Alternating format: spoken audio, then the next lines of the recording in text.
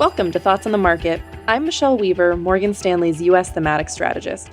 Along with my colleagues bringing you a variety of perspectives, today I'll give you an update on how recent market volatility and the upcoming U.S. election are affecting the U.S. consumer. It's Monday, August 26th at 10 a.m. in New York.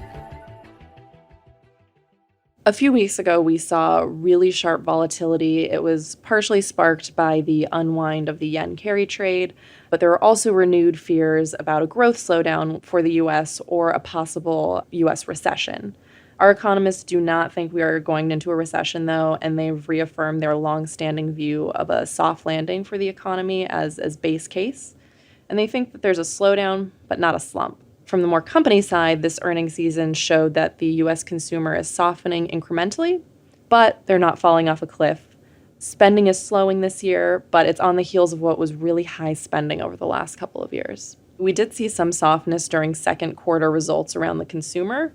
Consumer confidence is still intact, and our most recent survey in July showed a pretty strong improvement in sentiment. We think that this is partially a function of the political environment. We ran the survey from July 25th to 29th, shortly after President Joe Biden dropped out of the race and endorsed Vice President Kamala Harris. And we saw the biggest improvement in sentiment was for those who consider themselves middle of the road politically. Their net sentiment toward the economy improved from negative 23% to negative 1%. Net expectations are also really positive for those who identify as liberal. Net sentiment for very liberal respondents is plus 34%, while it's plus 20% for more somewhat liberal ones. Expectations for conservatives are still negative, though, but they have improved since the prior wave of our survey. So we do think that some of this increase in excitement and increase in confidence has been around the renewed political environment and renewed interest in the race. As we get close to the end of summer, we note two other key trends: back-to-school shopping and travel. So for back-to-school shopping, we're seeing pretty positive results from our survey. Consumers are reporting they're planning to spend more this back-to-school season versus last year. We saw an increase of 35% in spending intentions.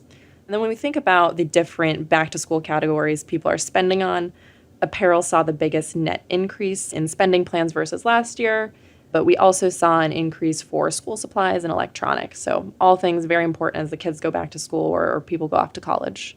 Travel's been one part of the market that's held up super well post-pandemic. People were very excited to get out there and go on vacations, and we saw, frankly, an unexpected positive level of demand for the past few years, and we didn't see that faster catch-up in demand that a lot of people were expecting post-pandemic. I know myself, I've been very excited to travel the last few summers. But this earnings season, we're starting to see more of a mixed bag within the travel space. Hotels across the board flag softening demand for leisure stays, but business travel has held up well.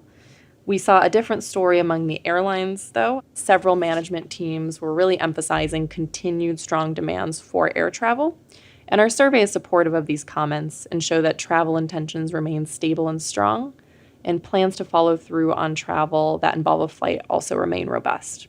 The next 3 months leading up to the U.S. election will certainly be interesting, though, and we'll continue to bring you updates. Thank you for listening. If you enjoy the show, please leave us a review wherever you listen and share thoughts on the market with a friend or colleague today. The preceding content is informational only and based on information available when created. It is not an offer or solicitation, nor is it tax or legal advice. It does not consider your financial circumstances and objectives and may not be suitable for you.